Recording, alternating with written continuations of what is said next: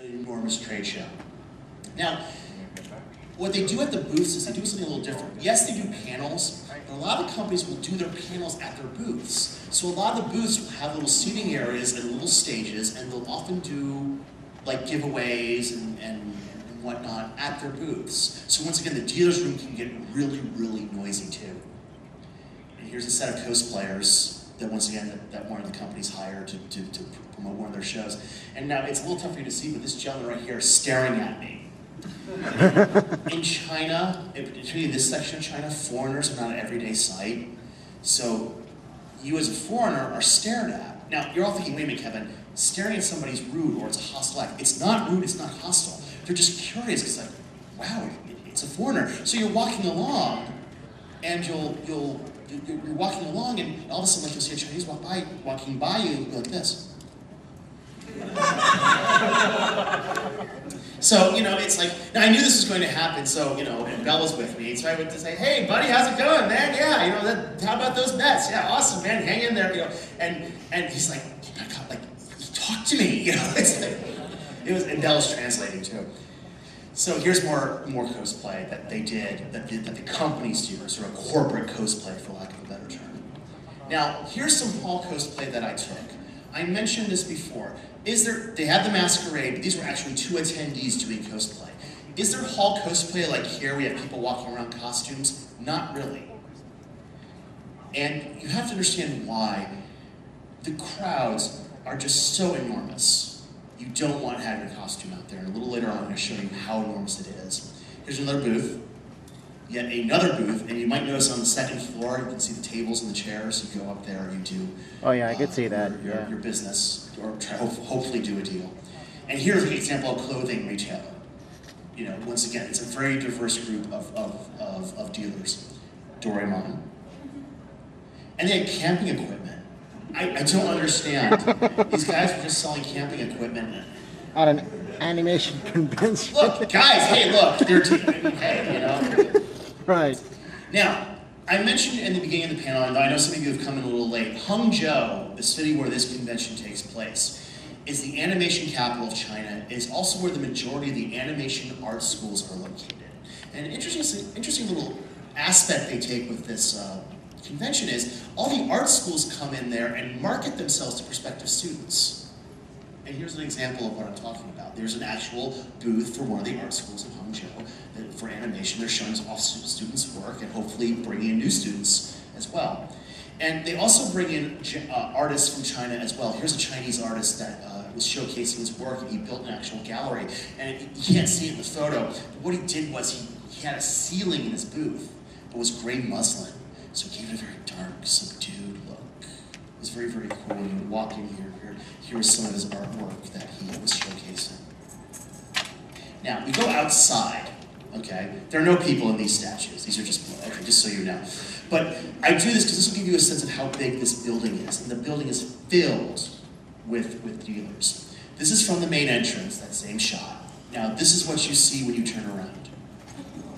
Whoa. Just to give you an idea of how big it really is. And this is from the opposite end. You might notice, too, they took down all the banners. Yeah. They replaced them with different ones during the convention. Yeah. Now, the checkpoint. Okay, here's the checkpoint. This is the main entrance in and out. This is for everyone, you have to go through this checkpoint if you are an industry or attending. Now, you might notice something, that we have these guys in green here. Here's one of the actual places you go through. Now, let's put this into perspective. These 2 guys in red are like Anime Expo volunteers, they're convention volunteers. These 2 guys in green on either side of them in uniform, they aren't cosplaying. These are actual soldiers from the People's Liberation Army. They call out the army to do crowd control. This is them doing a shift change. Wow. Now you're saying, okay, Kevin, hold on here. Why do they call out the army on top of the city police, on top of the provincial police, on top of the private security, on top of the actual convention volunteer security? Why do they call the army to do crowd control? Folks, you have to understand how big, how enormous this convention is. And I'm going to put this into perspective for you. If we compare the 2007 CICAF convention to 2006 shows, let's just say Anime Boston in 2006 pulled 9,000 people. Right. And Otakon in 2006 pulled about 23K. And Anime Expo in about 2006 pulled roughly 30,000 people. And in 2006, the San Diego Comic-Con pulled 114,000 people. Now folks, San Diego, as you know, has been around for decades. Right. Now, the third China International Cartoon and Animation Festival pulled 439,000 people. Whoa. Over 8 days. That's nearly 500,000 people in its third year. Wow. Oh, on the day of the Robotech panel, there was 87,000 people there for one day. Yeah. Wow. Oh, and a little funny thing happened too. It only takes you 5 minutes to get your ticket and go right in. What? 5 minutes. 5 minutes. 5 minutes. Which leads to a funny little story. Now you go through the checkpoint, right? One day I forgot my badge. Right. Okay? So the soldier stops me. And the two guys in red say you have to get a ticket. And the convention staff, Lydia Lee, who's the convention liaison for me, and Miss Chen and Bella, my translator, are all on the other side, said, oh, Mr. Kevin, don't worry, we'll get you another badge. I go, no, folks, you have earned my business. So I go down to the ticket tent and buy a ticket. I come back up 5 minutes later to the checkpoint. I give him the ticket. The soldier lets me through. Then Lydia comes up to me and goes, oh, Mr. Kevin, I want to apologize to you. I go, why? Well, it took you 5 minutes to get your ticket. That's an unacceptable wait time. Lydia? He goes, Kevin, we want to be more like you in America. Lydia, no, you don't. No, you don't. Just so you know, the first thing out of Lydia's mouth when I ever met her in the floor, which I was shocked I was able to find her on the floor with all these people, she goes, oh, Mr. Kevin, you have to tell us, how can we be more like the American shows? No, Lydia, you don't. And she goes, and Lydia's like, that 5 minute wait time is unacceptable. You wouldn't tolerate that in America. I went, okay, Lydia, all right. In America, quite a few conventions, there's like maybe sometimes a 3 to 5 hour wait time to get your badge and go in. And she goes, you mean the conventions in America run only 3 to 5 hours? No, Lydia. You wait in line to get your ticket sometimes 3 to 5 hours. Then you can go in.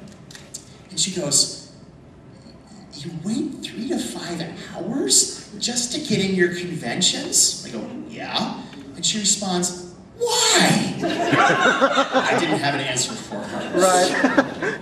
Now, we have 439,000 people, 500,000 people. How do you let them know what's going on at the convention panel-wise? Well, I showed you before the LED screen that flashes the schedule. Right. What they also do is they create these gigantic banners with the actual day's events on them. They replace them every day. And here's one of our Chinese fans pointing out where the Robotech panel was on the schedule. And that's how they're able to do that. And we sort of go in to one of the rooms for the Robotech panel.